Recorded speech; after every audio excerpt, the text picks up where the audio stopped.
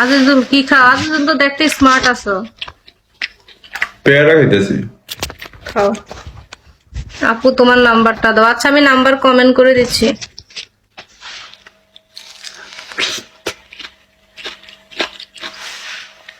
এই যে খাই খাই কোম্পানিকে বলছি, উনি দিয়ে দিবে।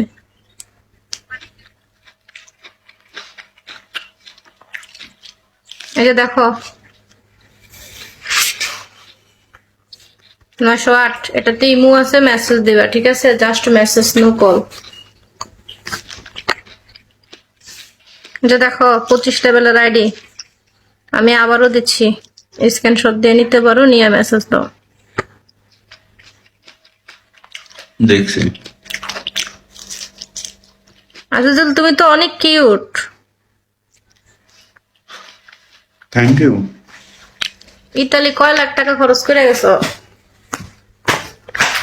আমি আমি যখন আইছি তখন অনেক টাকা কম লাগছে। কয় লাখ দিয়ে গেছো? আমি মাত্র 5 লাখ টাকা দিয়েছি। নিয়ে যাবা বললে? ইতালি 5 লাখ দিয়ে গেছো? বাপরে বাপ, কেমনে সম্ভব? হ্যাঁ, এই যে সত্যি কথা বলছি তো, এর জন্য না মনে হয়েছে কি যে এটা তো দুবাইতে গেল 5 লাখ টাকা লাগে। কয় বছর হয়েছে গেছো বিদেশ? 10 বছর হয়ে গেছে। একবার গেছি বাড়িতে, এই তো 3 মাস হয়েছে বাড়ির থেকে আইছি। মাশাআল্লাহ, ভালোই। কাগজপাতি পাইছি এমনি প্রথম 4 বছর পরে কাগজ পাইছি, এই কারণে লেট হয়েছে। পরে আর 4 বছর কাজ করে কিছু টাকা পয়সা জমাইছি, এরপরে বাড়ি গেছি।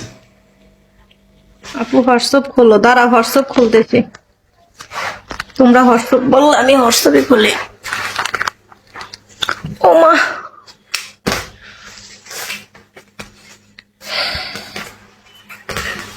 মানুষ এখন সবই স্মার্ট হয়ে গেছে, সবাই হোয়াটসঅ্যাপ চালায়। হ্যাঁ, রূপাপুর সাথে কথা হয় পার্সোনালি? হ্যাঁ, কথা হয়। বুঝছি। শরীরটা একটু অসুস্থ, এর লাগে বেশি কথা বলি না, ঘুমায়। ভালো ভালো। জীবনে কোনো কিছুই করতে পারে না, বুঝছো? লাইফ ইজ ব্যর্থ। তারপরও শুক্রিয়া আদায় করো যে আল্লাহ শরীরটা ভালো রাখছে। সামনে পারবা, এমন একটা মানুষ ধরবা।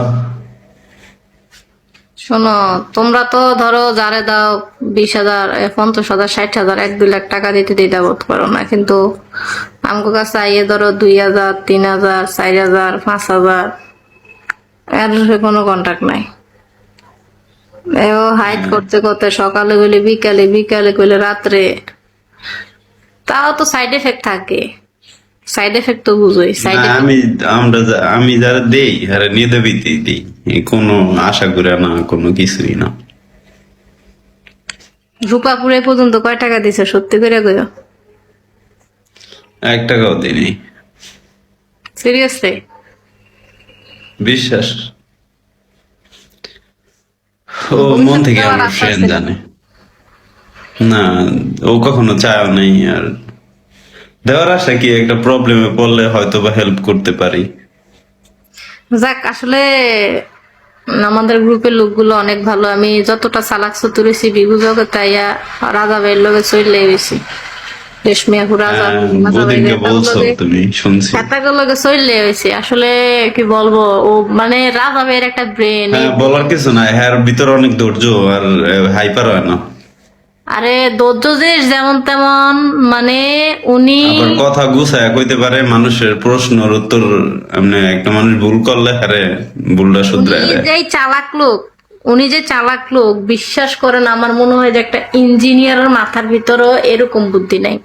উনি কিন্তু খুব ডেয়ারিং চালু। চালাকের তো একটা লিমিট আছে, লিমিট ক্রস করা চালাক।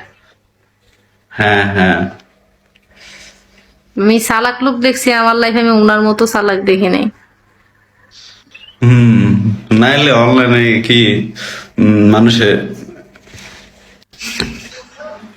বসে থাকে হুদাই, বুঝো।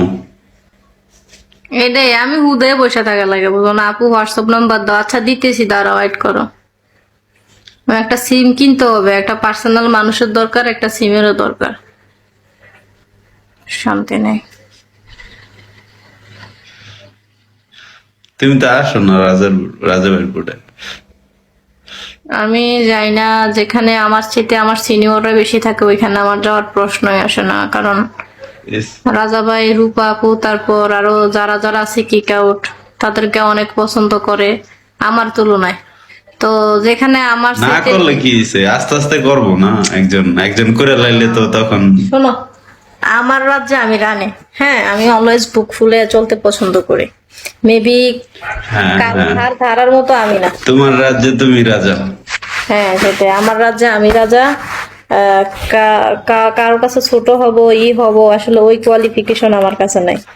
আমি গরিব হইতে পারি, আমার রাজ্যে আমি রাজা। আমার কথা হচ্ছে যে আমাকে যার ভালো লাগবে সে আমাকে সম্মান করবে, যে আমাকে ভালো লাগে না সে আমাকে সম্মান করবে না। বিষয়টা বুঝো না? আপু কেমন আছো? ভালো নাই? তোমরা আমাকে ভুলে গেছো, আমাকে তোমরা কেউ কোনো কিছু দাও না।